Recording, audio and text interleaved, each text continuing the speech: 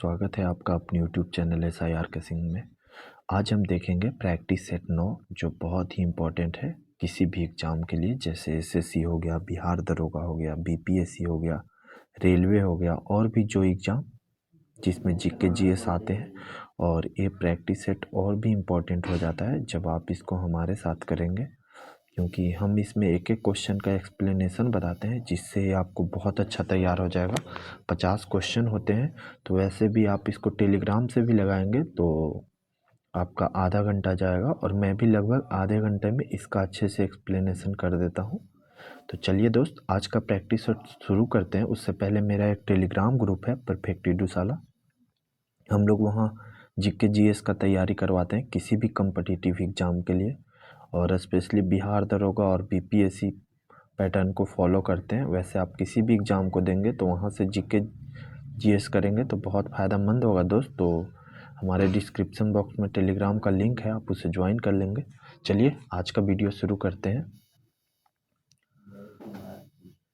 पहला क्वेश्चन है, मांसपेशियों में दर्द के उपचार में उपयोग किया जाने वाला विकिरण। तो मांसपेशियों के दर्द के उपचार में उपयोग किया जाने वाला विकिरण इंफ्रारेड होता है दोस्त। इंफ्रारेड को औरक्त किरण बोलते हैं हिंदी में, और इसका उपयोग और किया जाता है जैसे कोहरा के क्षेत्र, जब कोहरा होता है उस टाइम फोटोग्राफी के लिए भी इसका उपयोग किया जाता है। ये नेचुरल रूप से बहुत गर्म होता है, इसलिए रोगियों के सेकाई करने में इसका उपयोग किया जाता है। अब माइक्रोवेव देख लेते हैं। माइक्रोवेव को हिंदी होता है लघु रेडियो तरंग। तो इसका खोज पहले देख लेते हैं। इसका खोज हेनरिक हर्टिज ने किया था और इसको इसीलिए हर्टिजियन तरंग भी कहा जाता है। और एक्सरे देखते हैं। एक्सरे का खोज रोंटजन ने किया था, रोंटजन। इसके लिए इनको नोबेल पुरस्कार भी मिला था। और UV किरण जिसका हिंदी होता है पारावैग्निक किरण, और इसका खोज रिटर ने किया था। नेक्स्ट क्वेश्चन पर आते हैं। क्वेश्चन नंबर 2 है, अदरक तना है जड़ नहीं क्योंकि। पहला ऑप्शन है यह खाद्य सामग्री को संग्रहित करता है। नहीं दोस्त, यह गलत है। दूसरा ऑप्शन है इसमें नोड और इंटर नोड होते हैं। ये सही है दोस्त, बिल्कुल इसमें नोड और इंटर नोड होते हैं। अब नोड क्या होता है दोस्त? नोड वह स्थान होता है जहाँ से शाखा के वह स्थान जहाँ से पत्ती और शाखा निकलते हैं, उस स्थान को नोड बोलते हैं। और दो नोड्स का जो गैप होता है उसको इंटर नोड्स बोलते हैं। तो इसमें नोड्स और इंटर नोड्स होता है अदरक में, इसलिए अदरक को तना बोला जाता है, जड़ नहीं। नेक्स्ट क्वेश्चन पर आते हैं। क्वेश्चन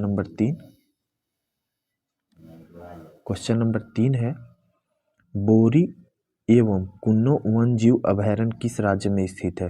तो बोरी और कुन्नो मध्य प्रदेश में स्थित है। नेक्स्ट क्वेश्चन देखते हैं।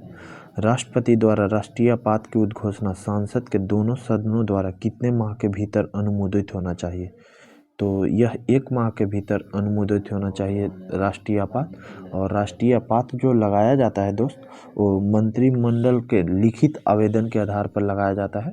इसका मंत्रिमंडल शब्द का प्रयोग आप लोग देखे होंगे, आप लोग जानते होंगे। अनुच्छेद 252 के तहत मंत्रिमंडल शब्द का प्रयोग किया जाता है संविधान में। और जो राष्ट्रीय आपात है वो मंत्रिमंडल के लिखित अनुशंसा पर ही लगाया जाता है। क्वेश्चन नंबर 5 देखते हैं। भारत में राष्ट्रीय आय का आकलन सर्वप्रथम किस वैज्ञानिक द्वारा किया गया था? वैज्ञानिक पूछ रहे हैं, तो ARVK राव द्वारा किया गया था 1931-32 में। लेकिन ये जो पद्धति है दोस्त, इसको भी ज़्यादा मान्यता नहीं दिया गया था। और वैसे अगर पूछे कि राष्ट्रीय आय का आकलन सर्वप्रथम किसने किया, वैज्ञानिक नहीं रहे, तो इसमें आप लोग जानते होंगे दादा भाई नौरोजी ने किया था। और छठा नंबर क्वेश्चन देखते हैं। 6 नंबर क्वेश्चन है, वर्ल्ड इकोनॉमिक आउटलुक रिपोर्ट निम्न में से किस संस्था द्वारा प्रकाशित किया जाता है? तो वर्ल्ड इकोनॉमिक आउटलुक रिपोर्ट अंतर्राष्ट्रीय मुद्रा कोष द्वारा प्रकाशित किया जाता है। इसका स्थापना पूछेगा तो 1945 में, और विश्व बैंक का स्थापना पूछेगा तो 1944 में। चूँकि इसके स्थापना का विचार हुआ था 1944 में अंतर्राष्ट्रीय मुद्रा कोष का, लेकिन ये बना था 1945 में, इसलिए आंसर 1945। क्वेश्चन नंबर 7 देखते हैं। क्वेश्चन नंबर 7 है, जल का अधिकतम घनत्व होता है। यहाँ केल्विन पर दिया गया है, अगर सेल्सियस में दिया होता तो 4 डिग्री सेल्सियस पर आप लोग जानते हैं जल का घनत्व अधिकतम होता है। तो यहाँ सेल्सियस को हमको केल्विन में कन्वर्ट करना है, तो सेल्सियस को केल्विन में कन्वर्ट करने के लिए हम सेल्सियस में 273 ऐड करते हैं। तो 4 डिग्री सेल्सियस में अगर हम 273 ऐड करेंगे तो 273 और प्लस 4 कितना हुआ दोस्त, 277। तो 277 केल्विन हो गया। तो आप लोग समझ गए होंगे कि यहाँ 200 कैसे निकालना है। चलिए, आपको एक ही चीज़ को डबल ना याद करना पड़े इसलिए ऐसा मैं बताया हूँ। अब क्वेश्चन नंबर 8 देखते हैं। क्वेश्चन नंबर 8 है, सूची 1 को सूची 2 से सुमिलित कीजिए। तो सूची 1 में है लैक्टिक अम्ल। तो लैक्टिक अम्ल कहाँ पाया जाता है दोस्त, तो लैक्टिक अम्ल दूध में पाया जाता है। अब है एसेटिक अम्ल। तो एसेटिक अम्ल कहाँ पाया जाता है, एसेटिक अम्ल दोस्त सिरका, सिरका 4 नंबर में है। और सिट्रिक अम्ल पूछ रहा है तो सिट्रिक अम्ल नींबू में। और ब्यूटायरिक अम्ल पूछ रहा है तो दुर्गंधयुक्त मक्खन में। तो इसका ऑप्शन सी हो जाएगा। अब नेक्स्ट क्वेश्चन देखते हैं, क्वेश्चन नंबर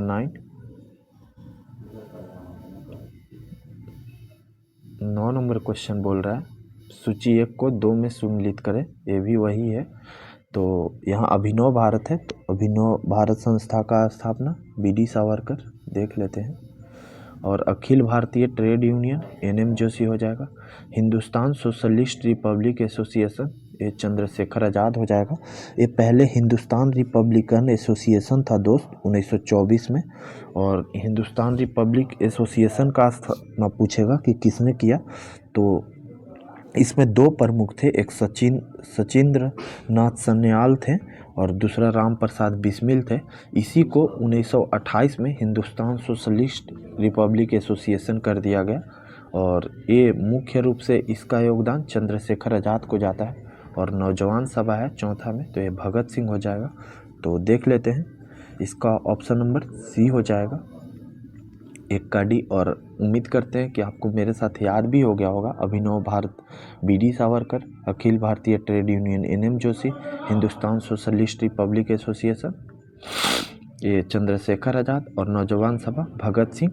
और सोशलिस्ट हटा देंगे, हिंदुस्तान रिपब्लिक एसोसिएशन, तो इसी संस्था में बाद में सोशलिस्ट जोड़ दिया गया था 1928 में। और हिंदुस्तान रिपब्लिक एसोसिएशन की स्थापना 1924 में हुई थी। नेक्स्ट क्वेश्चन देखते हैं, बंग भंग विरोधी आंदोलन का प्रारंभ किस तिथि से हुआ था, तो ये 7 अगस्त 1905 को हुआ था। अब नेक्स्ट क्वेश्चन देखते हैं, निम्न में से कौन सुमिलित नहीं है, नहीं पूछ रहा, तो चंद्रप्रभा वन जीव अभयारण्य उत्तर प्रदेश बिल्कुल सही है। जयसमंद वन जीव अभयारण्य राजस्थान बिल्कुल सही है। करेरा वन जीव अभयारण्य मध्य प्रदेश बिल्कुल सही है। नागरगढ़ वन जीव अभयारण्य, तो नागरगढ़ है दोस्त, अगर नागरहोल होता तब कर्नाटक होता, लेकिन ये नागरगढ़ है। तो नागरगढ़ जयपुर में, राजस्थान के राजधानी है जयपुर, वहीं स्थित है दोस्त। अब नेक्स्ट क्वेश्चन देखते हैं, क्वेश्चन नंबर 12 नंबर क्वेश्चन बोल रहा है, संविधान के किस अनुच्छेद के तहत सर्वोच्च न्यायालय रिट जारी करता है, तो ये सर्वोच्च न्यायालय रिट दोस्त जारी करता है अनुच्छेद 32 के तहत। आप लोग जानते होंगे, मौलिक अधिकार में पढ़े होंगे, संवैधानिक उपचारों का अधिकार। तो किसी के मौलिक अधिकार का हनन होता है तो सर्वोच्च न्यायालय है वो रिट जारी करता है। और ऑप्शन नंबर बी देखते हैं, अनुच्छेद 132। अनुच्छेद 132 है दोस्त, वो सर्वोच्च न्यायालय जो है वो सबसे बड़ा अपीलीय न्यायालय है।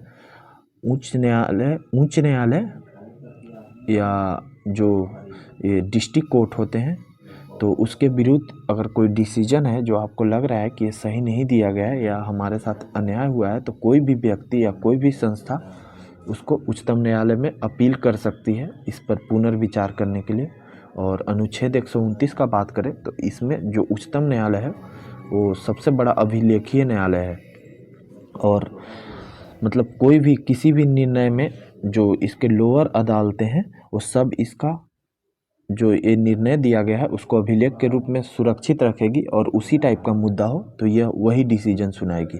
और अनुच्छेद 141 का बात करें तो ये जो सुप्रीम कोर्ट का डिसीजन है वो सर्वोपरि होगा और ये भारत के जितने भी भारत संघ के जितने भी राज्य या क्षेत्र हैं ये सभी पर बाध्यकारी होगा सुप्रीम कोर्ट का डिसीजन।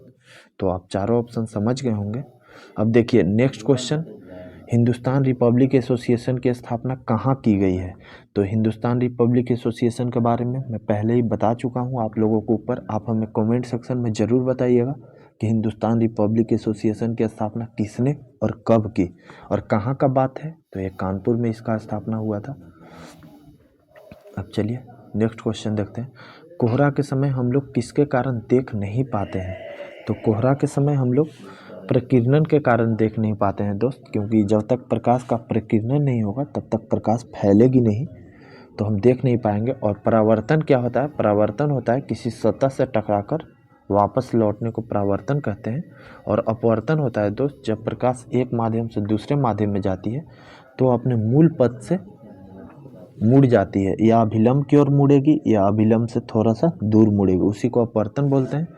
और आंतरिक परावर्तन क्या होता है? पूर्ण आंतरिक परावर्तन होता है दोस्त कि जब प्रकाश सघन माध्यम से विरल माध्यम में जाती है तो सघन तो वो अभिलंब की ओर ना झुक के उसी माध्यम में रिटर्न हो जाती है। जैसे जिस माध्यम से जा रही है उसी माध्यम में जब प्रकाश रिटर्न हो जाएगी तो उसको पूर्ण आंतरिक परावर्तन कहते हैं।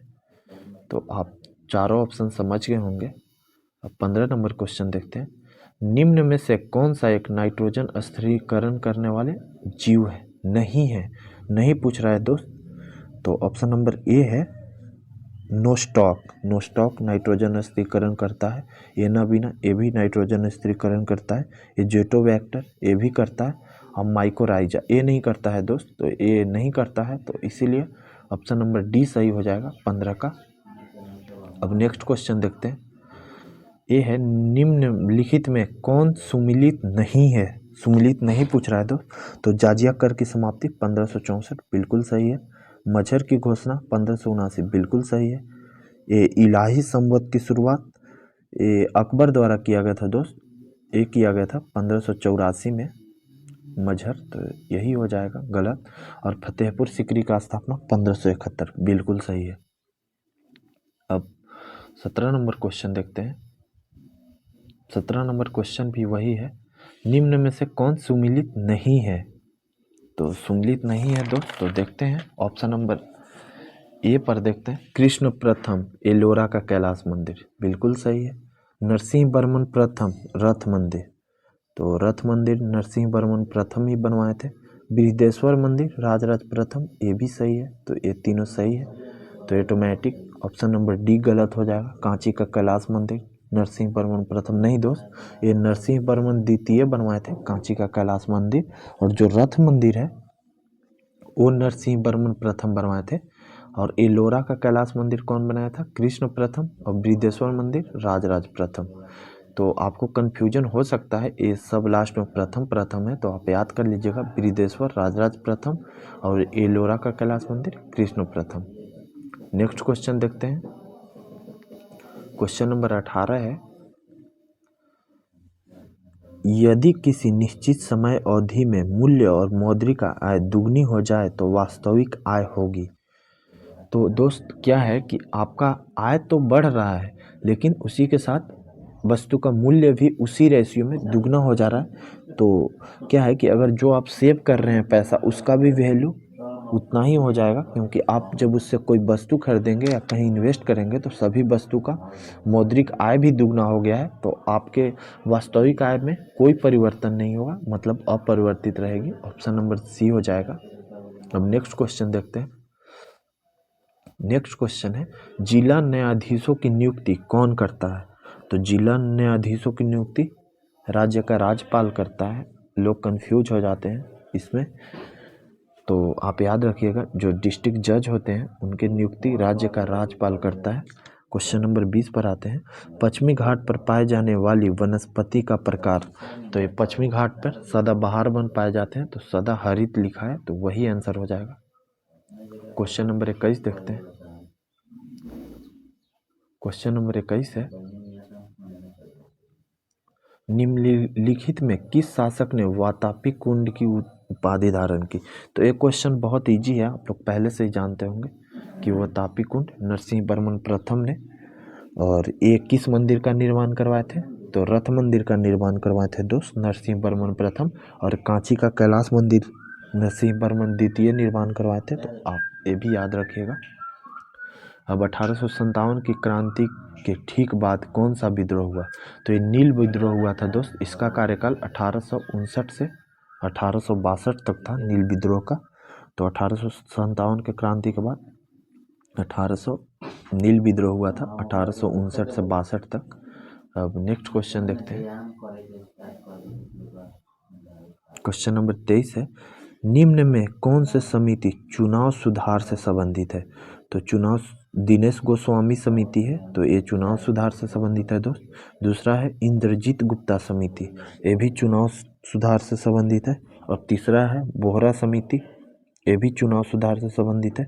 अब ओम प्रकाश समिति, देखिए ओम प्रकाश धनकर समिति है दोस्त, जो यमुना में प्रदूषण है, यमुना जो प्रदूषित हो रही है उससे निपटने के लिए ओम प्रकाश धनकर समिति का गठन किया गया था। तो इसका ऑप्शन नंबर डी हो जाएगा। अब 24 नंबर क्वेश्चन देखते हैं, व्यक्ति का भार उस लिफ्ट में अधिक होगा जब, व्यक्ति का भार अधिक तब होगा दोस्त जब लिफ्ट ऊपर की ओर त्वरित गति से जा रहा हो। और ऑप्शन नंबर ए है, स्थिर वेग से ऊपर की ओर चलता हो तो भार कांस्टेंट होगा। स्थिर वेग नीचे की ओर चलता हो तो ये भी भार कांस्टेंट होगा। और ऊपर की ओर जा रहा हो तो भार अधिक होगा। और स्थिर वेग से त्वरित वेग से नीचे की ओर आ रहा हो तो भार कम महसूस होगा। अब नेक्स्ट क्वेश्चन पर आते हैं। क्वेश्चन नंबर 25 है, निम्नलिखित में कौन सुमिलित नहीं है? तो चलिए देखते हैं। लोदी वंश का स्थापना, इसमें इब्राहिम लोदी दिया है लेकिन बहलोल लोदी होगा। और मामलुक वंश कुतुबुद्दीन ऐबक बिल्कुल सही है। सैयद वंश खिजर खां बिल्कुल सही है। खिलजी वंश जलालुद्दीन खिलजी बिल्कुल सही है। तो वही गलत था। लोदी वंश का स्थापना किसने किया था? बहलोल लोदी, आप लोग को पता होगा। नेक्स्ट क्वेश्चन देखते हैं, तुजुक ए बाबरी का फारसी अनुवाद किसने किया था? तो तुजुक ए बाबरी का फारसी अनुवाद दोस्त अब्दुल रहीम खान खन्ना ने किया था। अब क्वेश्चन नंबर 27 देखते हैं। 27 नंबर क्वेश्चन है, निम्न में कौन क्षोभ मंडल के संबंध में सही नहीं है? सही नहीं पूछ रहा है दोस्त। तो इसमें ऊंचाई बढ़ने के साथ तापमान कम होता है, तो सही है दोस्त, ऊंचाई बढ़ने के साथ तापमान कम होता है। और जैसे ही आप क्षोभ मंडल में जैसे जैसे ऊपर जाएंगे तो तापमान कम होता जाएगा। नेक्स्ट क्वेश्चन देखते हैं। नेक्स्ट ऑप्शन देखते हैं, क्षोभ मंडल की ऊंचाई ग्रीष्म काल में बढ़ जाती है, ये भी सही है दोस्त। क्षोभ मंडल में मौसम संबंधी कोई घटना नहीं होती, नहीं दोस्त, क्षोभ मंडल में ही मौसम संबंधी सभी घटना होती है। तो ये गलत है स्टेटमेंट, लेकिन ऑप्शन सही हो जाएगा। क्षोभ मंडल की ऊपरी सीमा को ट्रोपोस्फेयर कहा जाता है, ये भी सही है। नेक्स्ट क्वेश्चन देखते हैं, संवेग का मात्रक क्या होता है? तो संवेग होता है दोस्त mv, मास और वेग के गुणनफल को संवेग कहते हैं, वेलोसिटी के। तो इसका अगर मात्रा का बात कर रहा है तो इसका मात्रक हो जाएगा किग्रा मीटर प्रति सेकेंड, ऑप्शन नंबर ए, क्योंकि मास का होता है केजी और वेग का मीटर प्रति सेकेंड, तो किग्रा मीटर प्रति सेकेंड हो जाएगा दोस्त, option number A. Next question देखते हैं, 42वां संविधान संशोधन अधिनियम 1976 द्वारा भारतीय संविधान की प्रस्तावना में किन नए शब्दों को जोड़ा गया? तो ये जोड़ा गया था दोस्त समाजवादी, पंथ निरपेक्ष और अखंडता को, ऑप्शन नंबर सी हो जाएगा। तीनों को जोड़ा गया था 42वां संविधान संशोधन द्वारा। अब नेक्स्ट क्वेश्चन देखते हैं, भगत सिंह एवं बटुकेश्वर दत्त ने केंद्रीय विधानसभा में किसके विरोध में बम फेंका था? तो ए ट्रेड डिस्प्यूट बिल और पब्लिक सेफ्टी बिल दोनों के विरुद्ध में बम फेंका था, तो ए और बी दोनों हो जाएगा। अब नेक्स्ट क्वेश्चन देखते हैं, जोस्कर श्रेणी किस हिमालय में स्थित है? तो जोस्कर श्रेणी दोस्त ये ट्रांस हिमालय में स्थित है। अब बृहद हिमालय का कुछ श्रेणी, जोस्कर श्रेणी और लेह लद्दाख सब ट्रांस हिमालय में स्थित है दोस्त। और बृहद हिमालय में मकालू, कंचनजंगा, माउंट एवरेस्ट, नामचा वर्मा जैसे चोटी स्थित है। और लघु हिमालय, जिसको मध्य हिमालय भी बोलते हैं, लघु हिमालय को। नेक्स्ट क्वेश्चन देखते हैं, दासल्ला बंदोबस्त निम्न में से किसके दिमाग की उपज थी? तो दासल्ला बंदोबस्त अकबर द्वारा शुरू किया गया था और ये टोडरमल का उपज था। और इसका अगर कब शुरू किया गया था तो ये 1580 ईस्वी में शुरू किया गया था और राजस्व एकत्र करने की एक विधि थी ये दासल्ला बंदोबस्त। अब नेक्स्ट क्वेश्चन देखते हैं, दच्ची ग्राम राष्ट्रीय उद्यान निम्नलिखित में से किस वन जीवन के लिए प्रसिद्ध है? तो दच्ची ग्राम जम्मू कश्मीर में स्थित है और ये हंगलू के लिए प्रसिद्ध है दच्ची ग्राम। ये दच्ची ग्राम जम्मू कश्मीर के श्रीनगर जिले में स्थित है। अब नेक्स्ट क्वेश्चन देखते हैं 34 नंबर, सभी प्रकार के सरकारी आय व्यय निम्नलिखित में किसमें जाते हैं? तो सभी प्रकार के सरकारी आय व्यय भारत के समेकित निधि में जाते हैं, तो ऑप्शन नंबर डी हो जाएगा। नेक्स्ट क्वेश्चन देखते हैं 35 नंबर है, रक्त का वर्गीकरण का सिद्धांत किसने दिया था? तो ये लैंडस्टीनर ने दिया था दोस्त, रक्त के वर्गीकरण का सिद्धांत। 36 नंबर क्वेश्चन है, किसी प्रिज्म से गुजरने पर कौन से रंग की प्रकाश किरण सबसे अधिक अपरिवर्तित रहती है?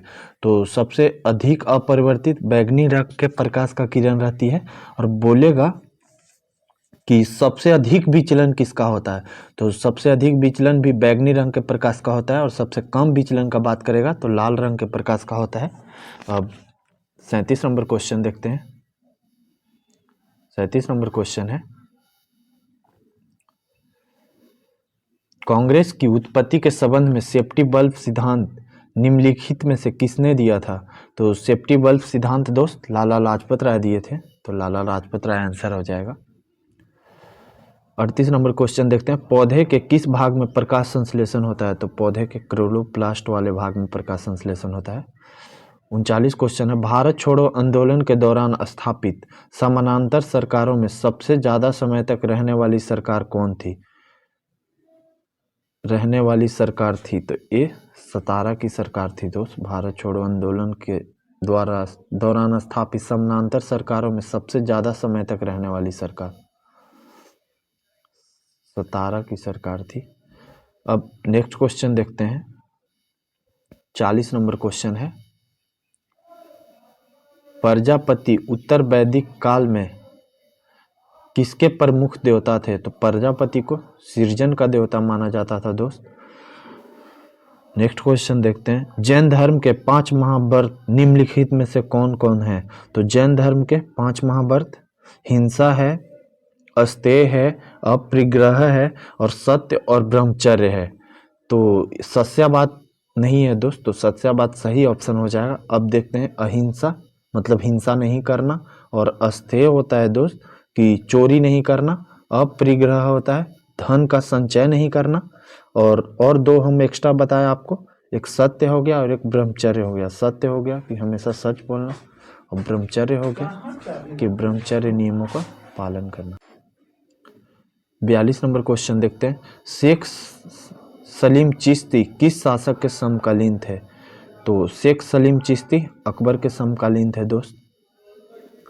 43 नंबर क्वेश्चन देखते हैं, 43 नंबर क्वेश्चन है, बौद्ध धर्म के संघ संबंधी नियम तथा आचरण किस पुस्तक में संग्रहित है? तो ये नियम तथा आचरण का बात करेगा तो विनय पिटक में संग्रहित है, और अगर सिद्धांतों का बात करेगा तो सूत पिटक में संग्रहित है। और ये जो अभिधम्म पिटक है उसमें जितने भी बौद्ध संगतियाँ होता है उसका पुस्तक और उपदेश जो संग्रहित होता है वो अभिधम्म पिटक में संग्रहित होता है।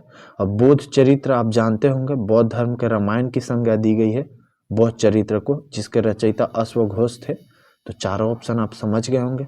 उसके अलावा इसका पूछ रहा है कि नियम तथा आचरण किस पुस्तक में, तो ये विनय पिटक हो जाएगा। नेक्स्ट क्वेश्चन देखते हैं, भारत में परमाणु ऊर्जा आयोग की स्थापना किस वर्ष की गई थी? तो ये 1948 में किया गया था होमी जहांगीर भाभा द्वारा। तो 45 नंबर क्वेश्चन देखते हैं, निम्नलिखित में से तट से कितनी दूरी को प्रादेशिक जल के रूप में जाना जाता है? तो ये प्रादेशिक जल के रूप में जो जाना जाता है दोस्त किसी देश से, वो 12 समुद्री मील तक जाना जाता है।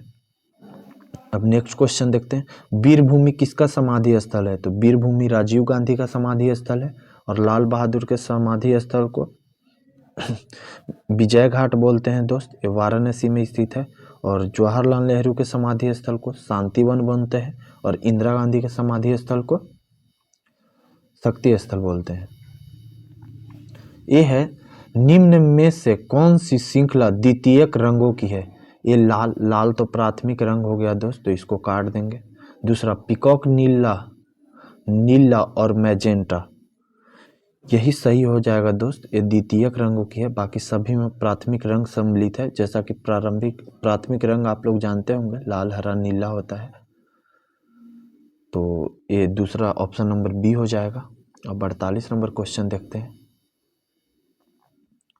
48 नंबर क्वेश्चन है, निम्न में से कौन कैथोड किरण का गुण नहीं है? तो देखते हैं क्या है। पहला है, कैथोड किरण अदृश्य होती है, बिल्कुल सही है। दूसरा है, कैथोड यह फोटोग्राफिक प्लेट को प्रभावित करती है, यह भी सही है। तीसरा है, इसकी वेदन क्षमता उच्च होती है, नहीं दोस्त, इसकी वेदन क्षमता निम्न होती है। चूंकि इसका वेग प्रकाश के वेग के 1/10 गुना होता है, इसलिए इसका वेदन क्षमता जो होती है वो कम होती है। डी ऑप्शन है, इसका वेग प्रकाश के वेग का 1/10 गुना होता है, ये सही है दोस्त, जैसा कि मैं पहले ही आपको बता चुका हूँ। नेक्स्ट क्वेश्चन देखते हैं, राष्ट्रीय आपात की उद्घोषणा राष्ट्रपति कर सकता है? तो राष्ट्रीय आपात की घोषणा हम पहले ही इसी सेट में आपको बता चुके हैं एक क्वेश्चन में, कि राष्ट्रीय आपात की जो घोषणा होती है वो राष्ट्रपति मंत्रिमंडल के लिखित सलाह पर करता है। और वो कौन सा अनुच्छेद होता है दोस्त? अनुच्छेद 352 के आधार पर। अब आप नेक्स्ट लास्ट क्वेश्चन देखते हैं दोस्त। इससे पहले हमारा टेलीग्राम ग्रुप आप जरूर ज्वाइन कर ले और हमारे साथ अपने तैयारी को और बेहतर बनाएं। और ये प्रैक्टिस सेट आपको कैसा लग रहा है? क्योंकि आप लोग इसको ज़्यादा व्यू नहीं कर रहे हैं, तो मुझे नहीं लगता, लेकिन कुछ लोगों को बहुत निवेदन था कि सर सेट को कंटिन्यू रखिए, इसलिए बस मैं सेट कंटिन्यू रख रहा हूँ। लेकिन अगर आप लोग इसको देखेंगे नहीं तो मैं इस सेट को बंद कर दूंगा, क्योंकि मैं वही चीज़ें यहाँ करना चाहता हूँ जिससे बहुत सारे लोगों का फ़ायदा हो। और सेट नहीं देखने का बस सीधा सा मतलब है कि आप लोग को ये सेट अच्छा नहीं लग रहा, तो आप हमारे कमेंट सेक्शन में ज़रूर बताएं, सेट के बारे में फीडबैक ज़रूर दें कि कैसा लग रहा है ये सेट आपको। और ये सेट जो है दोस्त, इस सच में बहुत ही फायदेमंद है। जब आप 5000 क्वेश्चन कर लेंगे तो एक अलग लेवल का कॉन्फिडेंस जनरेट हो जाएगा आप में। और वो जो बोलते हैं ना, कभी कभी आप लोगों को लगता होगा यार 30 मिनट है, तो आप लोग सुबह में उठ के देखें या कैसे भी करके आप इसको एक बार में पूरा कर ले। मतलब अगर आप इसको खोले तो पूरा कर ले। और क्या है ना कि आपको कभी कभी लगता होगा ये सबसे कोई फ़ायदा नहीं, तो ऐसा सबको लगता है। कोई भी काम, कोई भी बड़ा काम जब आप शुरू करते हैं तो आपको ऐसा ही महसूस होगा कि ये मेरे बस की बात नहीं है, चाहे ये मुझसे नहीं होगा। ये चीज़ धोनी को भी लगा होगा, विराट कोहली को भी लगा होगा, और मुझे भी लगा था। तो लास्ट देखते हैं, राष्ट्रपति की संवैधानिक स्थिति के बारे में कौन सा कथन सही है? राष्ट्रपति राष्ट्र का प्रतिनिधित्व करता है किंतु राष्ट्र का शासन नहीं, बिल्कुल सही है। राष्ट्रपति राष्ट्र का प्रतिनिधित्व करते हैं, शासन नहीं। वह प्रतिनिधित्व और शासन भी करता नहीं दोस्त, राष्ट्र पर शासन प्रधानमंत्री करता है। राष्ट्र का प्रतिनिधित्व नहीं करता बल्कि राष्ट्र पर शासन करता है, ये भी गलत है। और वह ना तो राष्ट्र का प्रतिनिधित्व करता है ना ही शासन, वो राष्ट्र का प्रतिनिधित्व करता है। तो केवल ऑप्शन नंबर ए सही हो जाएगा। आज के लिए बस इतना ही दोस्त, हम सेट के साथ आज के लिए इतना ही। जय हिंद।